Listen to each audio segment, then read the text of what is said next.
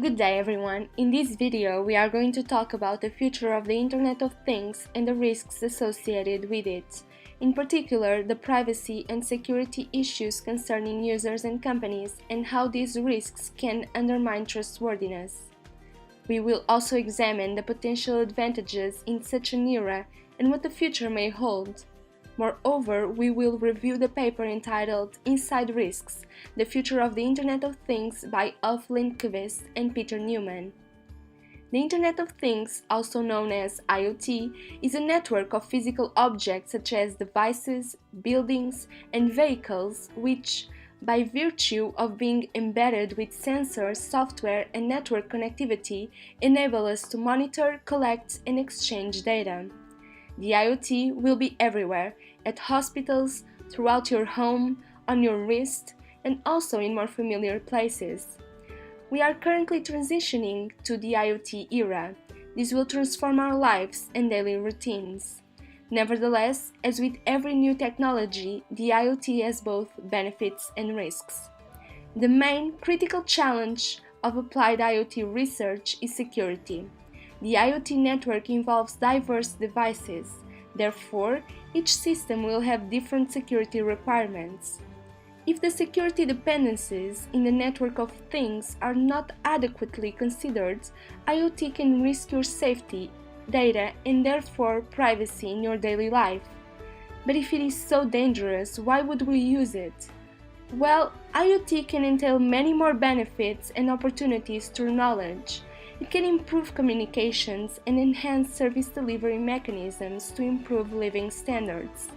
However, these questions remain. Do the advantages of IoT outweigh the disadvantages? How prepared are we to manage the risks associated with this new world? To begin with, there is an abundance of regulatory uncertainty. The authors of the paper decide that a whole host of new regulations and standards committees are required, whilst ensuring cooperation between industry, government and users. The exploitable risks associated with IoT could also be used to attack the state and its citizens by both malicious state and non-state actors. This is alluded to when referencing the Stuxnet attack against Iran, where a computer worm targeted Iranian nuclear facilities. Basically, as the IoT expands, it will become increasingly relevant for the state's own national security apparatus, and it will face increasing scrutiny from legislators. Policymakers will have to work fast. Gartner forecasts that more than 8 billion connected things will be in use worldwide this year. That is 31% more than last, and this will grow further to 20 billion by 2020. Total spending on endpoints and services will reach almost 2 trillion by the end of the year.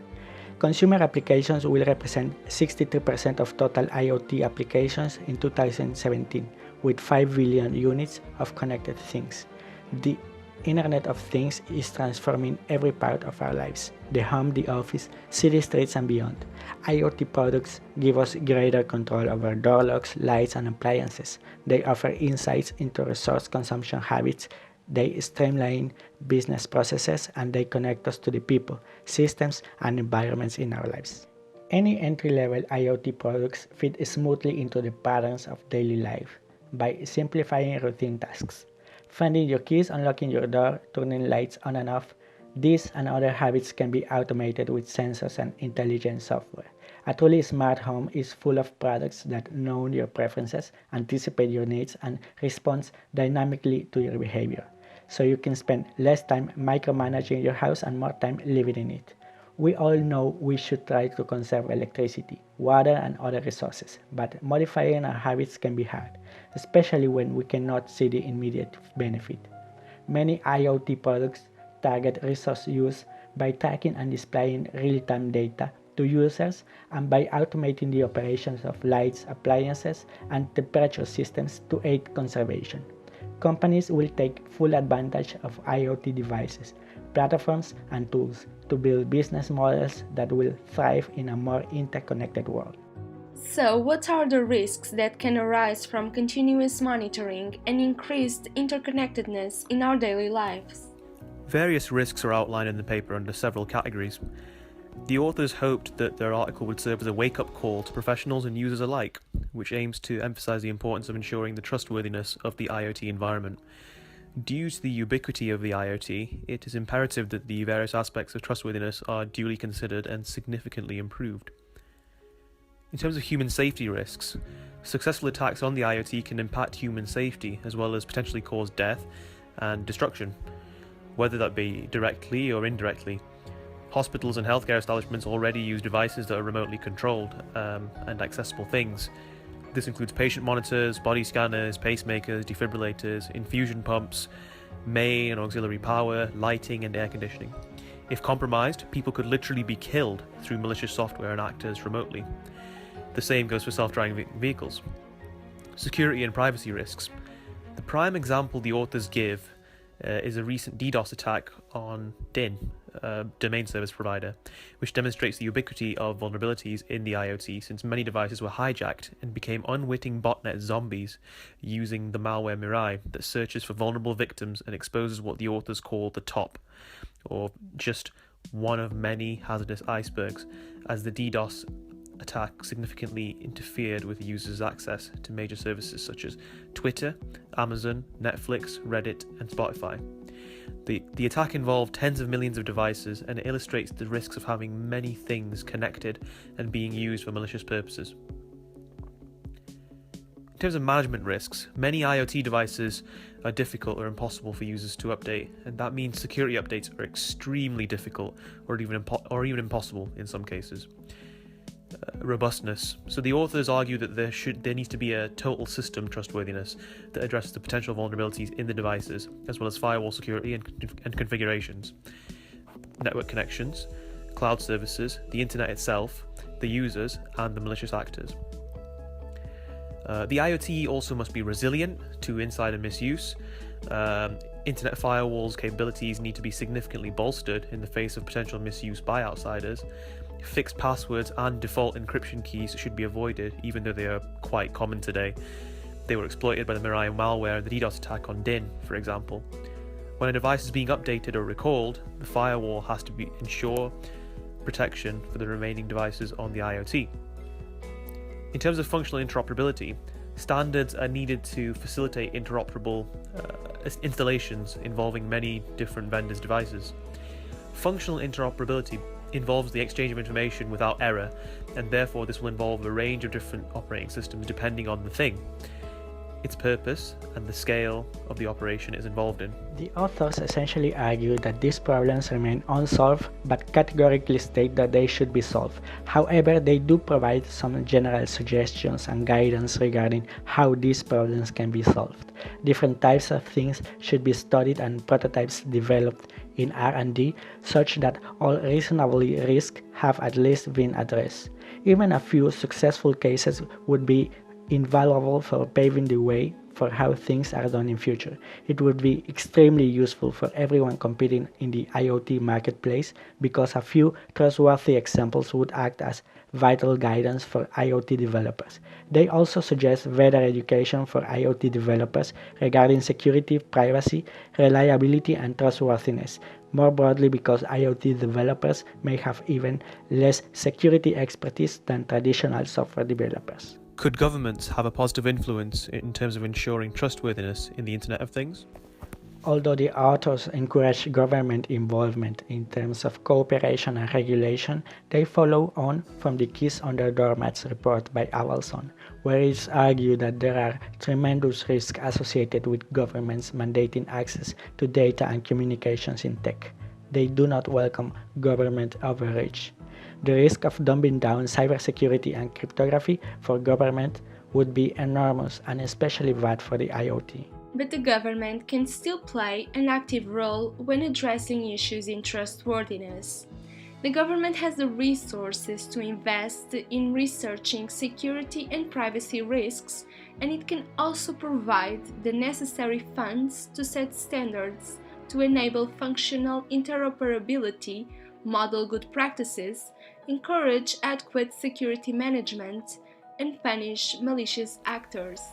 There are numerous problems awaiting solution, and the authors argue that incremental change is likely to be insufficient and has been to present. They suggest that some form of radical change is necessary. Essentially, we need to encourage total system trustworthiness in order for the IoT to be viable.